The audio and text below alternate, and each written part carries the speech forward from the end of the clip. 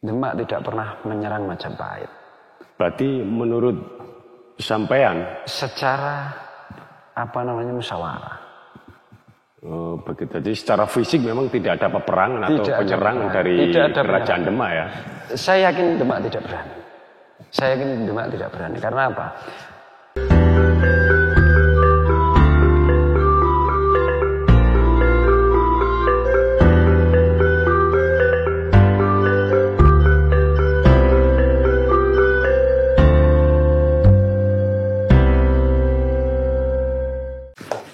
Assalamualaikum warahmatullahi wabarakatuh. Jumpa lagi saudara Nusantara. Kali ini saya sudah berada di Jepara, menemui salah satu sahabat juga saudara dari Air Nusantara juga. Kali ini sudah dihadapkan dengan Mas Wawan. Kita sekarang sudah berada di kediaman beliau ya. Ini Mas Wawan, saya ingin menanyakan mengenai pada awal abad ke-16.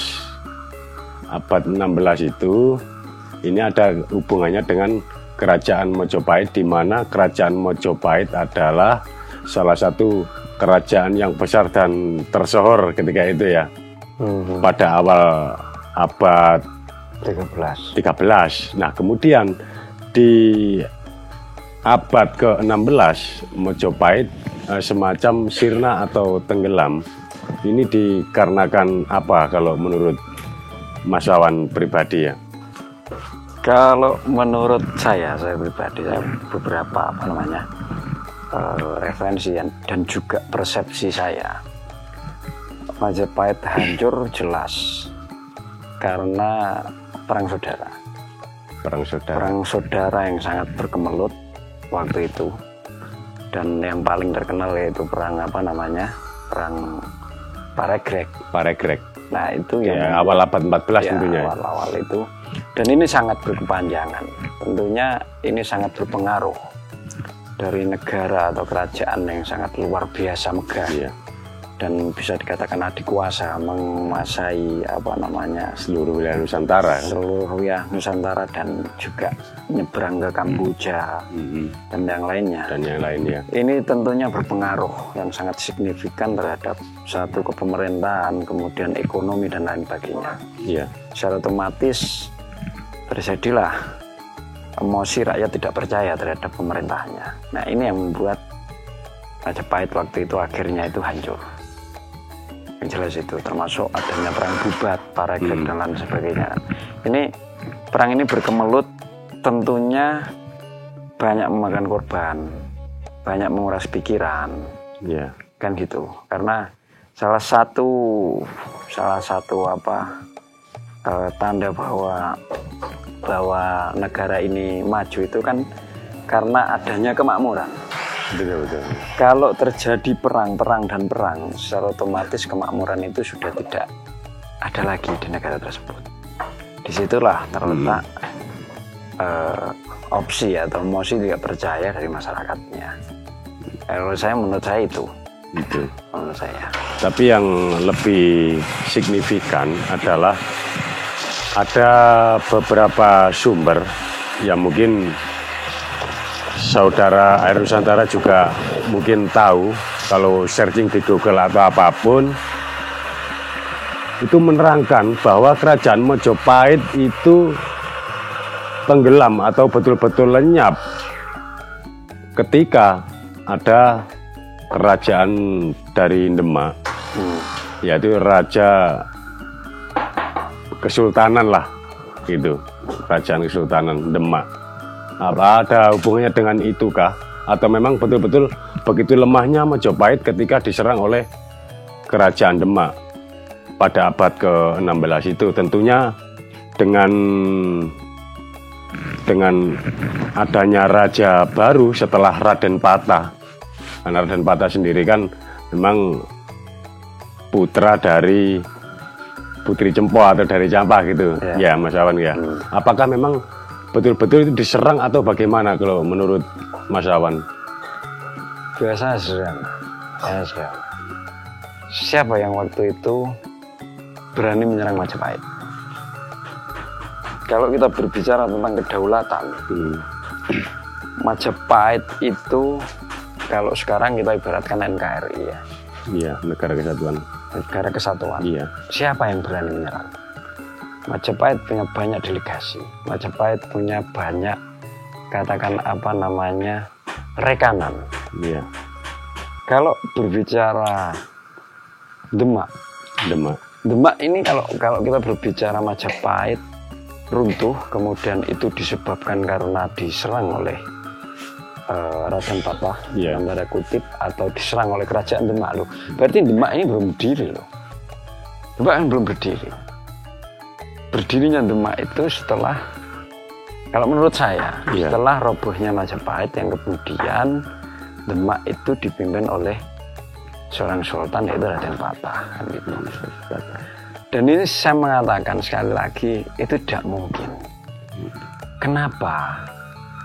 Majapahit ini kerajaan yang sangat yang sangat besar, dikuasa, mempunyai para intelektual yang sangat luar biasa seperti para empu, para rakyat.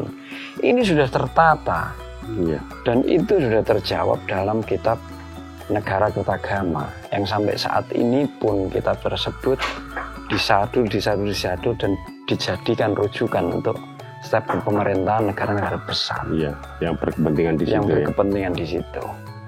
Ini jelas tidak mungkin. Andai kata memang Majapahit itu diserang Demak, seperti misalkan kita berbicara tentang Indonesia mau diserang mana, pastikan punya punya sekutu.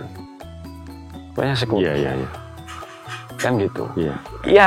Yang seharusnya malah justru misalkan Majapahit itu diserang Pajajaran dan ditaklukkan oleh Pajajaran, saya justru percaya, tapi ini tidak pernah terjadi. Ini hanya divide et impera. Ketika Belanda masuk, kemudian dikatakan Majapahit itu tidak serujuk dengan Pajajaran, ini omong kosong, karena ini sebuah unsur adu domba, kan gitu. Tapi ketika kemudian ada berkembang Majapahit dirobohkan oleh Demak, ini bagi saya hanya isapan jempol. Karena apa? Ini unsur politik. Politik dari mana menurut Mas Wawan sendiri itu? Kalau saya seperti ini, sebuah negara itu bisa berdiri, tidak terlepas dari yang namanya unsur politik. Misalkan apa? Kalau Majapahit itu hanya, misalkan terdengar hanya diserahkan begitu saja terhadap Raden Patah, ini menjadi tidak menarik di kalangan masyarakat waktu itu, kan gitu. Karena jadi ada bumbu-bumbuan lagi. Itu pasti. Kenapa saya mengatakan seperti itu? Kalau kita berbicara tentang Wali Songo, yang katanya berperan penting untuk penyerangan Majapahit, ini menyerang dalam hal apa, kan gitu? Kalau hal politik tentunya iya. Politik. Tapi kalau hal perang secara fisik, saya mengatakan tidak. Karena apa? Banyak beberapa referensi lain, bahkan masyarakat yang sudah berkembang di Indonesia, khususnya yang memperhati sejarah atau budayawan, juga pemerhati dari sastrawan Indonesia khususnya, itu banyak yang mengatakan hampir 80% dengan versi ini, yaitu versi yang diambil dari beberapa naskah, mungkin dari versi lain dari Damar Wulan, mungkin naskah kuno, semacam kidung begitu kan, banyak, atau babat lah bisa dikatakan. Nah, itu mengatakan bahwa pada abad 16 kerajaan Demak itu berdiri. Nah, kemudian digantikan oleh putranya. Siapa putranya, Mas? Ke Kerajaan Demak. Iya. Kerajaan Demak, Sultan Trenggono. Nah, digantikan oleh Sultan Trenggono putranya. Nah, kemudian dia berusaha menyerang Kerajaan Majapahit yang pada waktu itu Grindawardana sebelum sudah meninggal. dan kemudian digantikan oleh patihnya mengangkat dirinya menjadi raja, yaitu Patih Udara dan menyebut bahwa dia Raja Majapahit yang terakhir kan gitu. Setelah itu diserang, akhirnya tumbang kerajaan Majapahit itu. Kemudian sebagai bukti ketaklukan dari kerajaan Majapahit adalah dibawanya Dampar Kencana, yaitu singgasana Majapahit, dan yang kedua adalah Soko Guruwolu, merupakan tiang dari kerajaan Majapahit. Bagaimana menurut jenengan Mas Wawan kalau menyikapi tentang hal ini, bahwa betul-betul memang kalah dan ini bukan sesembahan atau memang penyerahan atau memang dirampas dalam ekspansinya waktu itu? Kalau dirampas saya kira tidak. Saya kira tidak. Karena apa? Raden Fatah. Iya. Kita jangan melebar dulu ke Trenggono atau ke siapa namanya Brawijaya Pamungkas yang waktu itu mengatakan saya adalah Raja Pamungkas dari Majapahit. Iya. Sebetulnya ketika Raden Patah ini sudah menjadi sultan, iya. Ini kan di Majapahit itu kan sudah terjadi kemelut, iya kan? Iya. Sudah terjadi kemelut. Itu sebabnya kenapa Kanjeng Brawijaya kelima atau keempat, itu menyerahkan tahtanya terhadap Raden Patah. Karena terasa seorang raja tentunya tahu, beliau tahu bahwa kerajaan ini sudah tidak sehat. Kerajaan ini sudah tidak sehat karena terjadinya rasa emperor. Tidak adanya sambungan penguasa yang akan datang sebagai terah putra mahkota. Yang lalu akhirnya Raden Patah didaulat oleh Dewan Wali Songo untuk dijadikan sultan di Kesultanan Demak. Kan gitu. Nah, kenapa Wali Songo memilih Raden Patah? Ini adalah politik. Dan satu-satunya Wali Songo yang memang mempunyai terah Jawa, terah Jawa Tulen, itu adalah Kanjeng Sunan Kalijogo. Sunan Kalijogo. Iya, Kalijogo. Itu terah Jawa. Sementara yang Sunan lain, yang ke-8 memang dari timur Arab, ya. Dari apa namanya? Persia. Iya. Dan juga apa namanya? Ini dan juga akulturasi. Dalam artian apa namanya? Perkawinan silang dan gitu. Jadi memungkinkan salah satu wali ini Sunan Kalijogo lebih akrabnya begitu kan? Dan lain salah, Kanjeng Sunan Kalijogo itu adalah terah juga dari Majapahit. Maka beliau akan sangat paham bagaimana cara para raja Majapahit itu memerintah. Kan gitu.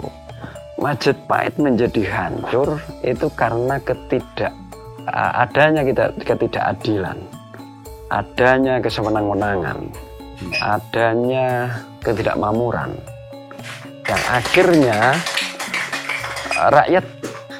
rakyat apa namanya istilahnya rakyat Majapahit, rakyat Majapahit itu istilahnya itu nelangsa, dalam artian kan gitu. Jadi ini yang menjadi rujukan pemikiran saya satu. Yang kedua perlu digarisbawahi, Dewan Wali Songo tidak pernah menyerang Majapahit. Demak tidak pernah menyerang Majapahit. Berarti menurut sampean secara musyawarah. Oh, begitu. Jadi secara fisik memang tidak ada peperangan atau penyerangan dari kerajaan Demak ya? Saya yakin Demak tidak berani. Karena apa?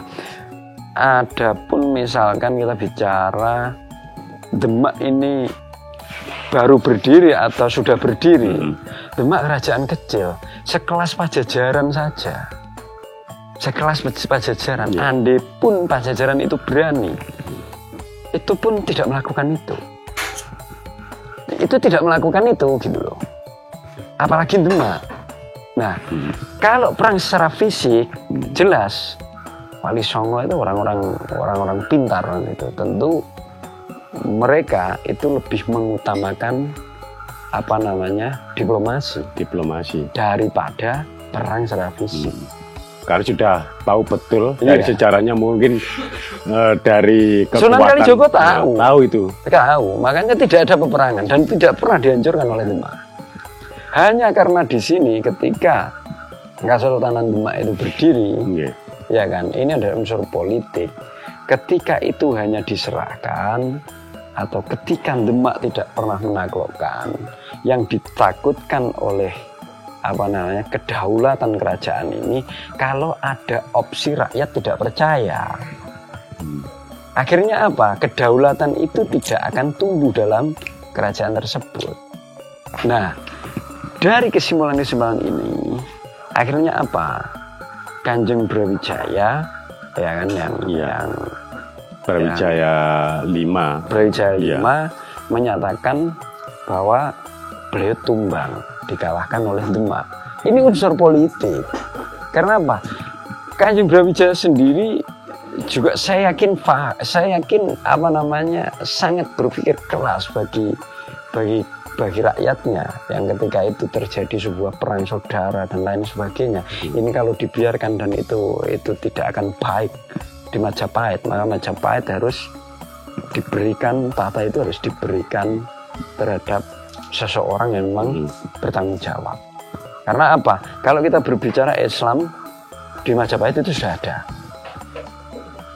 ada. Abad berapa kira-kira kalau menurut sampean, Mas? Kalau menurut saya ketika rajanya itu Hayam Wuruk, patihnya Gajah Mada. Itu sudah masuk Islam? Sudah masuk Islam. Kenapa? Sampai ada kata-kata Bhinneka Tunggal Ika Tanhan Mangrua. Ini bukan tanpa sebab, bukan tanpa alasan. Tidak mungkin Majapahit hanya dua agama yang selama ini diyakini itu adalah Hindu dan Buddha.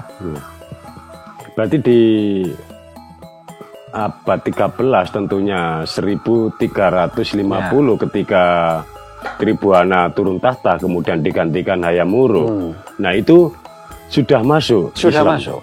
Karena tapi apa? belum ada dewan perwalian gitu ya, wali gitu belum. Sebenarnya sudah terbentuk berarti. Sebenarnya sudah terbentuk, tapi kan itu kan delegasi. Karena apa? Majapahit itu besar dari perdagangan juga. Iya, orang-orang Persia, jalur sutra, ya kan. Majapahit kerajaan besar, tidak menutup kemungkinan mereka mempunyai tamu dari Persia, dari Gujarat dan dari negara-negara lain, kan gitu. Dan di situ sudah mengenal dengan adanya sistem delegasi. Jadi para pemuka agama, baik itu agama-agama baru yang waktu itu memang yang melanglang buana sana kesini kan memang Gujarat, Persia dan lain sebagainya, dikasih tempat,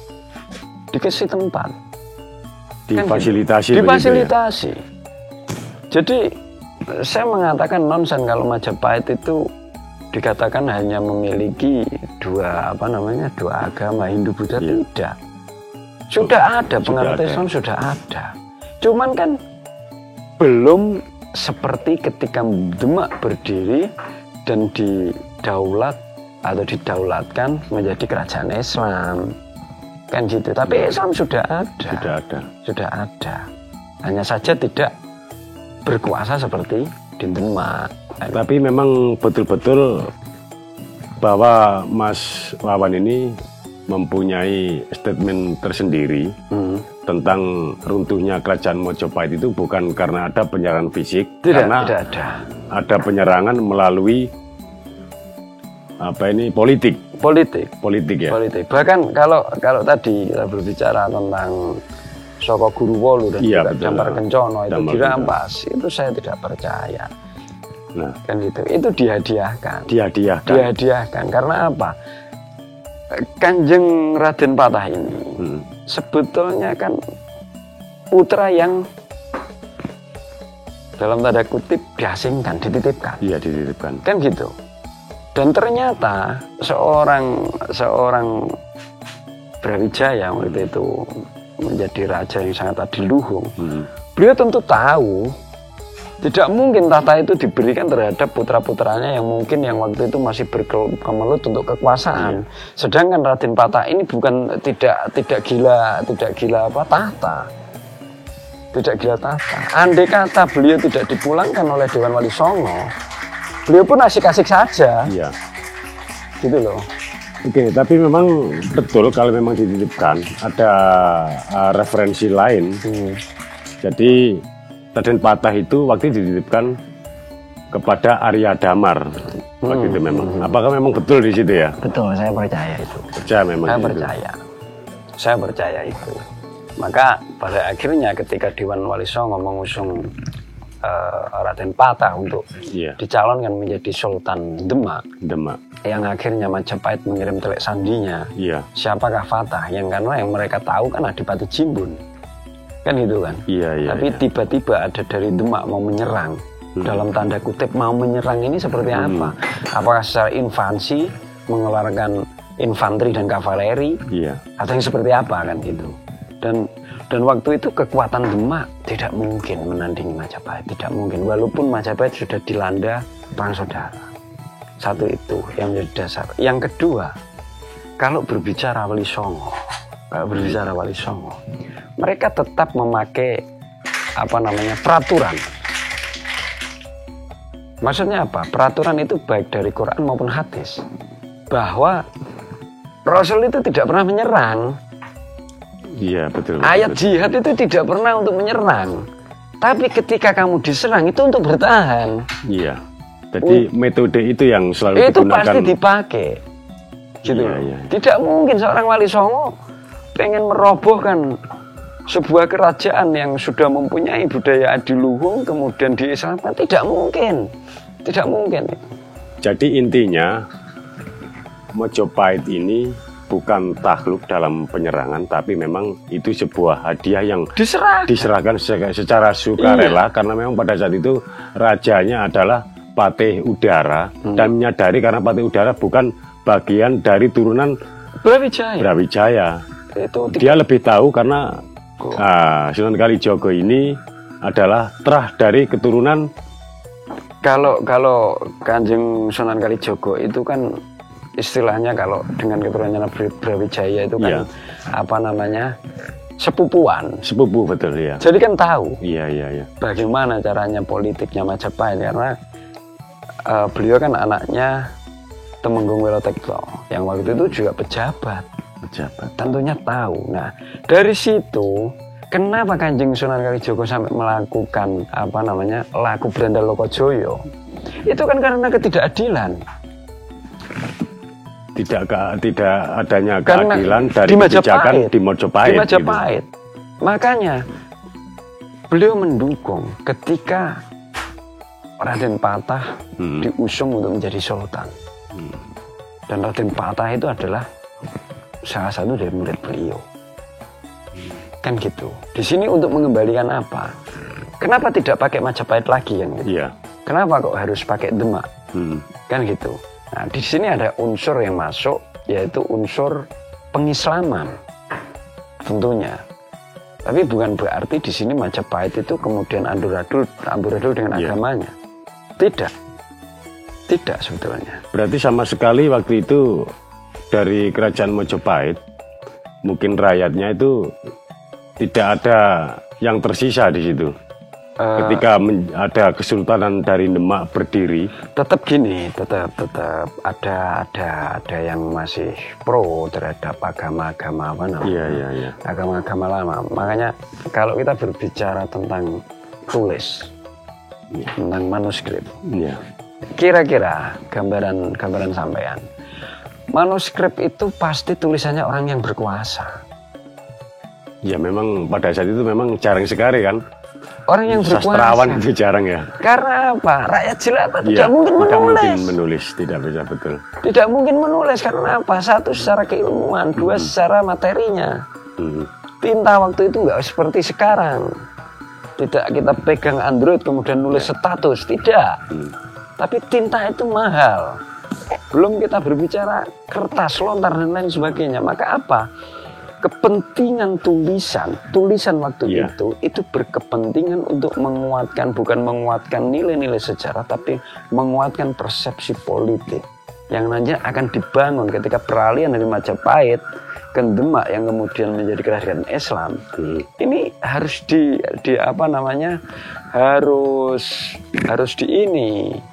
harus ditulis dengan bumbu-bumbu yang menarik, yang lebih sedap tentunya. Lebih sedap. Gitu. Kalau tidak sedap ini tidak akan laku kan. Betul. Kan gitu. Oke. Baik saudara Nusantara, kami akan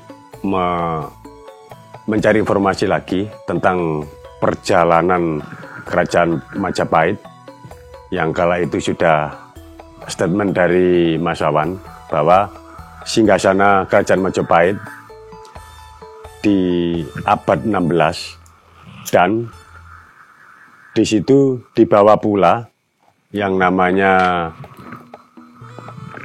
Soko Guru Wolu. Jadi tiang itu ada 8 yang diboyong ke Demak. Kita akan mencari informasi karena di sini ada kisah-kisah menarik. Tentu cerita-cerita ini sangat berkembang di masyarakat, khususnya di Demak dan daerah sekitarnya. Ini sudah terpatahkan, bukannya kita mematahkan secara langsung, karena Mas Wawan sendiri juga memperhatikan, juga meneliti secara pribadi ya tentunya tentang sirnahnya Majapahit memang bukan karena diserang secara fisik, karena di sini melalui politik kan.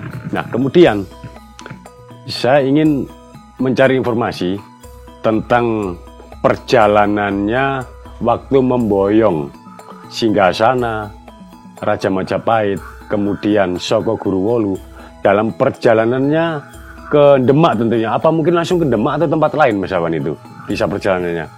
Kalau kita berbicara tentang perjalanan pemboyongan pemboyongan, tentunya banyak cerita rakyat. Iya, itu yang menarik Mas tentunya. Oke. Tentunya legenda-legenda yang melatar belakangi itu. Iya. Di sini menjadi menarik ketika kita berbicara legenda, berbicara cerita rakyat. Ya, cerita rakyat. Itu pasti ada simbol di situ. Ini menariknya rakyat, menariknya masyarakat Nusantara waktu itu. Mereka tidak bisa tulis, tapi mereka mengarang atau bercerita tentang legenda. Tapi dalam legenda pasti ada simbol yang bisa diuraikan. Makanya kalau berbicara tentang gambar kecono yang diboyong ke Demak, tentunya dengan bumbu-bumbu bahwa dengan waktu itu kesaktian oleh si ini yang akhirnya dibawa ke sana, dibawa terbang atau apa. Ini menarik gitu. Tapi di situ ada simbol. Tetap di bawahnya pendopo agung dalam artian pasebannya. Dibawa ke Masjid Demak, Tetap itu secara realitas. Berdasarkan sektor geografis perjalanan dari Mojokerto, Trawulan sampai ke Demak, saya kira waktu itu tidak ada yang mustahil gitu. Tetap itu dibawa memang dari Mojokerto, dari Trawulan ke Demak. Jadi dibawa secara manual begitu. Secara bukan manual. Ada semacam kerjasama dengan kesaktiannya makhluk halus atau apa gitu langsung tiba di sana. Itulah menariknya masyarakat kita. Jadi selalu dihubungkan dengan mitos, mitologi gitu. Karena kalau kita berbicara tentang Nusantara ini kan negeri mitologi. Negeri mitologi. Negerinya para negeri dongeng kan gitu. Betul. Tapi bukan berarti seperti itu. Saya yakin bukan berarti seperti itu, tapi barang tersebut waktu itu sudah ada transportasi yang namanya cikar, pedati, kuda. Ini sudah ada. Gitu loh. Dan itu memang benar-benar dibawa secara jalur darat. Kan gitu. Karena apa? Kenapa saya meyakini jalur darat? Majapahit jauh dari laut. Jadi alat transportasi yang paling keren di Majapahit itu kan lewat Sungai Brantas. Kan gitu. Bahkan Majapahit untuk menaklukkan negeri-negeri lain itu bukan dengan peperangan, tapi dengan jalur diplomasi. Konyol Majapahit nyerang misalkan, kita analogis sajalah. Kita berpikir realistis. nyerang ke Cempa, Kamboja misalnya. Tidak mungkin. Bahwa orang berapa, perbekalannya berapa. Tapi berdasarkan naskah-naskah kuno, itu banyak yang menyebutkan bahwa ekspansinya kerajaan Majapahit sampai di Semenanjung Malaka sana, dia pernah melakukan ekspansi besar-besaran dengan armada lautnya yang begitu banyak, yang begitu canggih. Oke. Tapi kan hanya beberapa. Bahasa politiknya. Iya. Show of force. Bahwa Majapahit adalah kerajaan besar. Tapi tidak mungkin Majapahit menaklukkan setiap negara taklukannya itu dengan cara perang. Itu menguras energi. Berarti tidak semuanya. Tidak semuanya. Dengan peperangan fisik. Iya. Kalau secara peperangan fisik itu show of force. Bahwa Majapahit adalah negara yang kuat. Walaupun Majapahit terletak bukan di negara maritim. Secara geografis, Majapahit hanya mengandalkan berantas. Jalur perairan. Jalur perairannya. Padahal waktu itu kalau kita berbicara abad-abad itu, negara-negara yang besar atau kerajaan-kerajaan yang besar mutlak berada di tepi laut, di pantai tentunya. Karena apa? Memudahkan transportasi. Oke, sangat menarik ini, Mas Awan. Kami coba untuk mengungkapkan dari referensi lain, tentunya dari pijakan para arkeolog dan peneliti sejarah, yaitu buku Negara Kertagama kan, yang digagas oleh Prapanca pada eranya. Di situ menyatakan tertulis bahwa Raja Hayam Wuruk ketika itu memang seera dengan Prapanca, menceritakan itu jalur darat ketika dia perjalanan Hayam Wuruk itu ke Malang begitu. Ternyata dalam perjalanan itu rodanya rusak parah, kemudian harus menunggu dulu, itu diceritakan langsung. Tapi di dalam buku Negara Kertagama itu tidak menceritakan tentang perjalanan lautnya. Karena buku Negara Kertagama banyak menceritakan tentang kehidupan dari Raja Hayam Wuruk dan kematian Gajah Mada. Itu yang banyak diceritakan, tapi tidak menceritakan perjalanan laut, perjalanan air gitu. Makanya sekali lagi saya tadi mengatakan, Majapahit bukan kerajaan kecil dan bodoh tentunya. Iya. Lebih mempunyai patih Gajah Mada, sekaliber itu. Iya. Bahkan beliau berani bersumpah, saya tidak akan jengkar dari tapaku, saya tidak akan beristri, saya tidak akan itu tadi kan, jengkar atau menyelesaikan tapaku sebelum bisa menyatukan Nusantara. Betul. Kalau semua, misalkan kita berbicara Palembang, Kalimantan, kemudian sampai ke Brunei, kemudian sampai ke mana ini, Kamboja, Pahang, Paru dan lain sebagainya. Itu kalau membawa armada harus berapa armada? Maka apa yang dimaksudkan di sini mempersatukan itu tentunya bukan peperangan, tapi dengan apa? Diplomasi. Itu adalah kehebatan Gajah Mada. Dan makanya itu adalah pengabdian Gajah Mada terhadap Hayam Wuruk. Makanya di situ sampai para wali Songo itu mempelajari era-era yang sudah itu kan, mulai raja-raja terdahulu, akhirnya juga dipakai politik seperti itu. Politik diplomasi. Karena apa? Majapahit mengutamakan musyawarah, bukan peperangan. Majapahit mengutamakan musyawarah, bukan peperangan. Begitu juga Wali Songo. Tidak mengutamakan peperangan. Karena apa? Peperangan adalah hal yang bodoh. Jangan lupa itu. Iya. Peperangan adalah hal yang bodoh.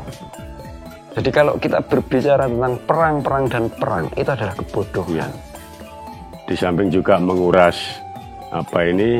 energi, keuangan negara, kan gitu kan. Itu adalah sebuah kebodohan gitu. Dan itu sudah dimiliki oleh oleh para raja di Majapahit.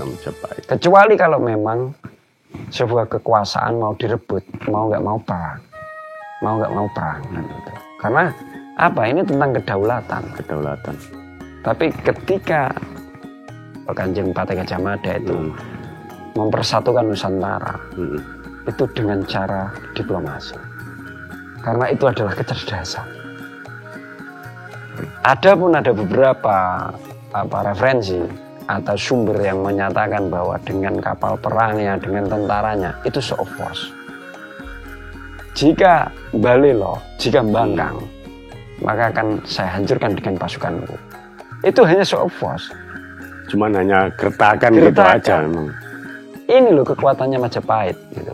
Dan Majapahit benar-benar kuat. Bukan isapan jempol, kan Majapahit benar-benar kuat.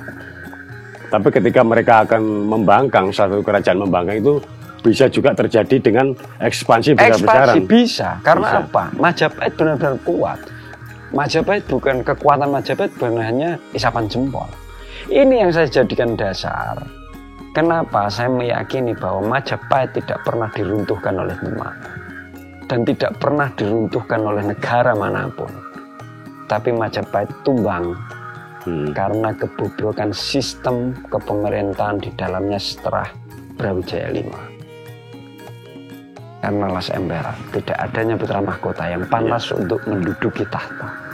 Ini perlu diingat. Adanya penerus tahta yang pantas adalah sebetulnya Raden Patah. Nah, kemudian Raden Patah sudah bergabung dengan menjadi kesultanan dengan para wali, ya. Akhirnya mau nggak mau Demak harus berdiri. Dan kenapa harus semua artefak atau situs peninggalan Majapahit akhirnya dihancurkan? Ini politik juga. Termasuk kata-kata Dampar Kencono, kemudian Paseban atau Sokowolu dari Majapahit ini dirampas. Demak melakukan show of force. Supaya apa? Rakyat percaya bahwa Sultan saya itu sakti. Sultan saya mempunyai kekuatan. Kan gitu. Tapi ini kan lobby. Ini lobby dari Dewan Wali Songo terhadap Brawijaya. Ini lobby. Bukan dihancurkan, bukan. Sekali bermajapahit, tidak mungkin. Indonesia mau katakan merebut Papua. Iya. Merebut Papua. Itu harus bolo dhisik.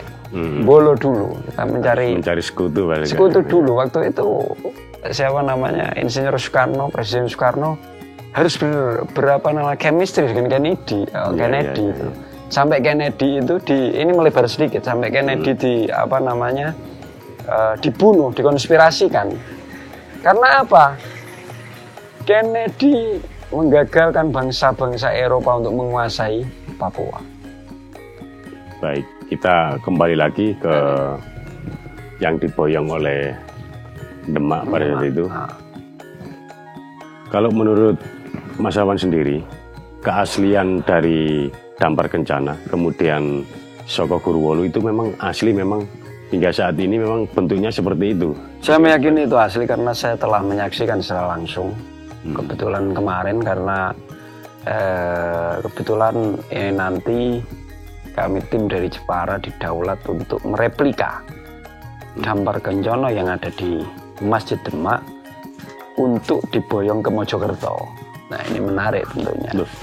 Berarti replikanya yang dibawa apa yang asli? Yang replika. Yang replika. Karena kalau yang asli di Demak ini dikembalikan ke Mojokerto, ini akan menjadi tidak baik. Ya, akan merubah sejarah. Akan merubah sejarah, itu tidak baik. Dan saya yakin orang-orang ini memahaminya gitu loh. Betul. Jadi yang perlu dibuat itu replikanya. Dan satu lagi replika yang mau kami buat itu adalah pintu Kaputren yang berada di Dusun Rondole Pati. Yang mungkin jenengan sendiri sebagai orang Mojokerto jarang yang tahu. Yang tahu kan gitu. Ini ada sebuah pintu Kaputren dari Majapahit yang berada di Kabupaten Pati di Desa Rondole. Itu masih asli memang. Masih asli. Dan masih terawat hingga sampai saat ini. Masih terawat dan itu sudah dijaga oleh cagar budaya. Betul. Gitu.